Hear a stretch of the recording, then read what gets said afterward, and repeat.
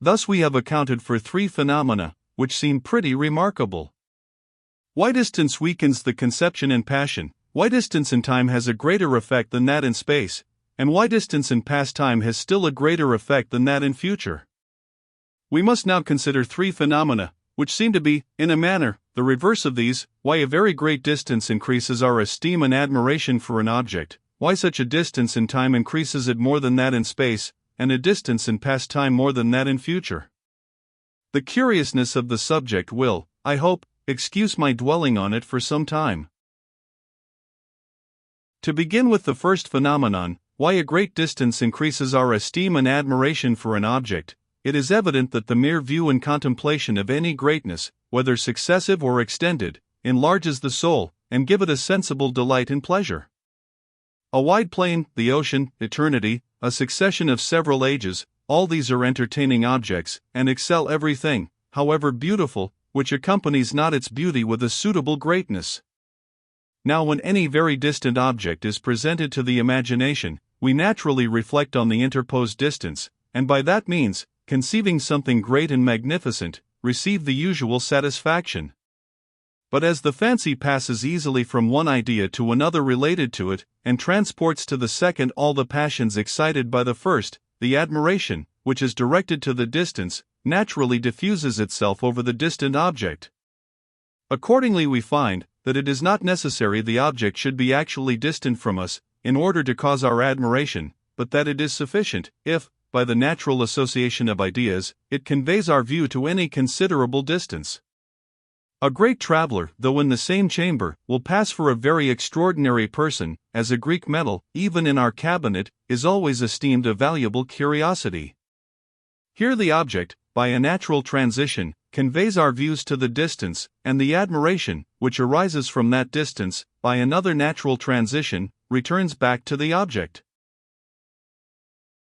But though every great distance produces an admiration for the distant object, a distance in time has a more considerable effect than that in space. Antient busts and inscriptions are more valued than Japan tables, and not to mention the Greeks and Romans, it is certain we regard with more veneration the old Chaldeans and Egyptians, than the modern Chinese and Persians, and bestow more fruitless pains to dear up the history and chronology of the former, than it would cost us to make a voyage, and be certainly informed of the character, learning and government of the latter. I shall be obliged to make a digression in order to explain this phenomenon.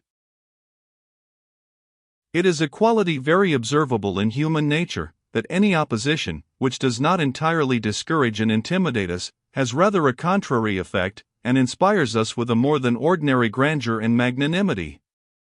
In collecting our force to overcome the opposition, we invigorate the soul, and give it an elevation with which otherwise it would never have been acquainted.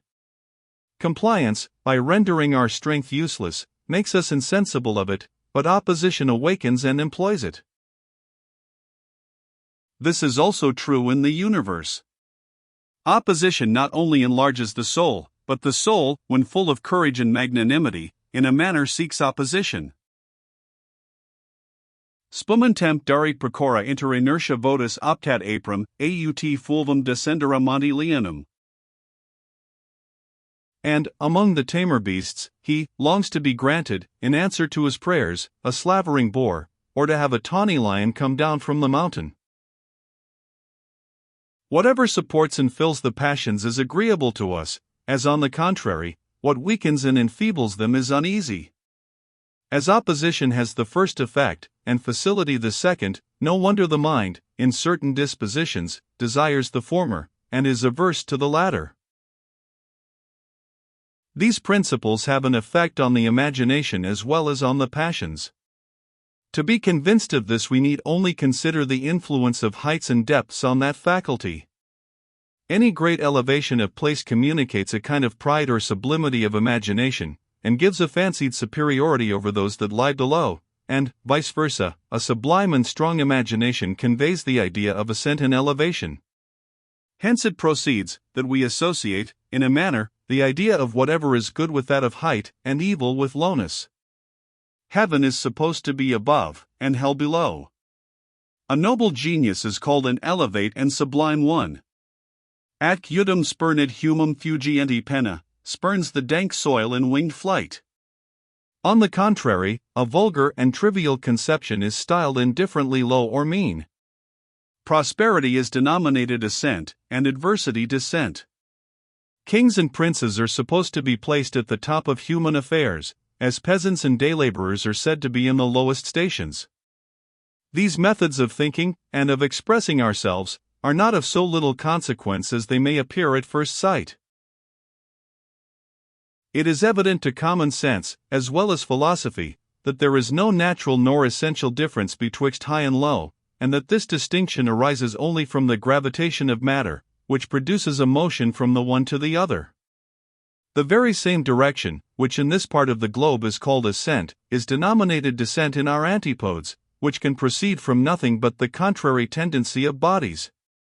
Now it is certain that the tendency of bodies, continually operating upon our senses, must produce, from custom, a like tendency in the fancy, and that when we consider any object situated in an ascent, the idea of its weight gives us a propensity to transport it from the place in which it is situated to the place immediately below it, and so on, until we come to the ground, which equally stops the body and our imagination. For a like reason we feel a difficulty in mounting, and pass not without a kind of reluctance from the inferior to that which is situated above it, as if our ideas acquired a kind of gravity from their objects.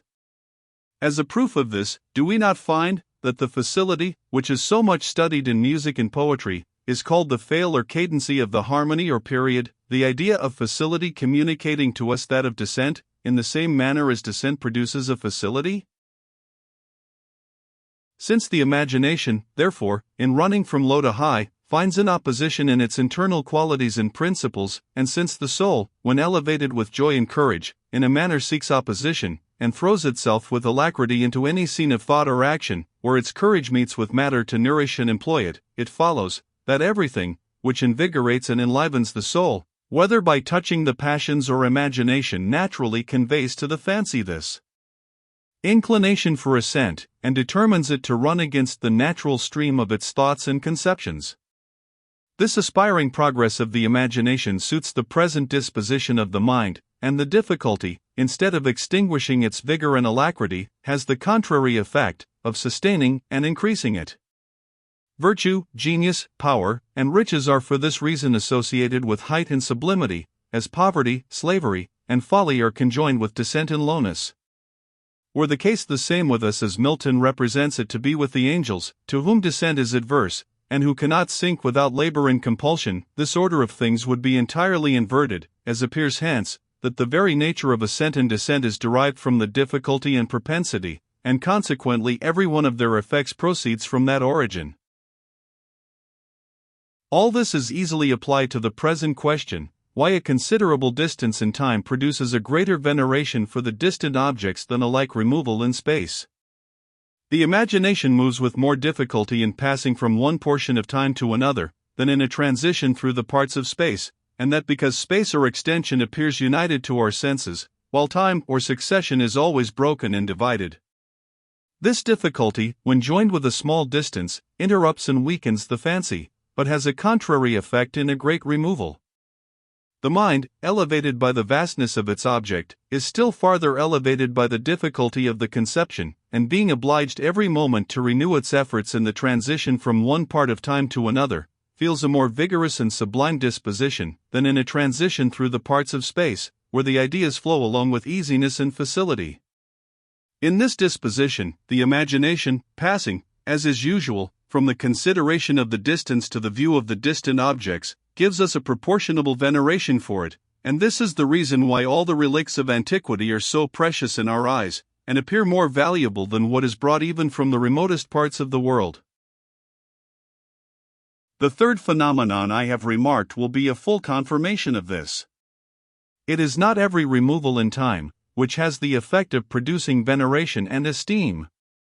We are not apt to imagine our posterity will excel us, or equal our ancestors. This phenomenon is the more remarkable, because any distance in futurity weakens not our ideas so much as an equal removal in the past. Though a removal in the past, when very great, increases our passions beyond a like removal in the future, yet a small removal has a greater influence in diminishing them.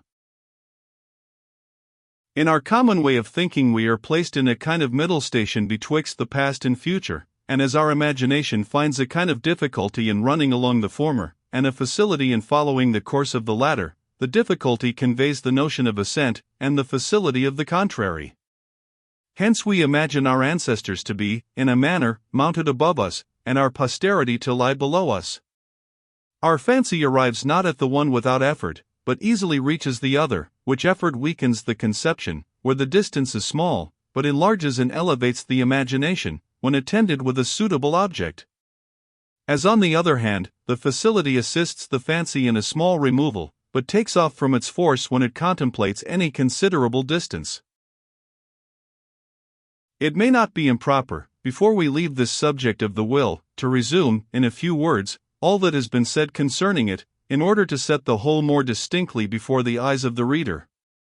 What we commonly understand by passion is a violent and sensible emotion of mind, when any good or evil is presented, or any object, which, by the original formation of our faculties, is fitted to excite an appetite. By reason we mean affections of the very same kind with the former, but such as operate more calmly, and cause no disorder in the temper, which tranquillity leads us into a mistake concerning them, and causes us to regard them as conclusions only of our intellectual faculties. Both the causes and effects of these violent and calm passions are pretty variable, and depend, in a great measure, on the peculiar temper and disposition of every individual. Generally speaking, the violent passions have a more powerful influence on the will, though it is often found that the calm ones, when corroborated by reflection, and seconded by resolution, are able to control them in their most furious movements. What makes this whole affair more uncertain is that a calm passion may easily be changed into a violent one, either by a change of temper, or of the circumstances and situation of the object, as by the borrowing of force from any attendant passion, by custom, or by exciting the imagination. Upon the whole, this struggle of passion and of reason, as it is called, diversifies human life, and makes men so different not only from each other, but also from themselves in different times. Philosophy can only account for a few of the greater and more sensible events of this war, but must leave all the smaller and more delicate revolutions, as dependent on principles too fine and minute for her comprehension.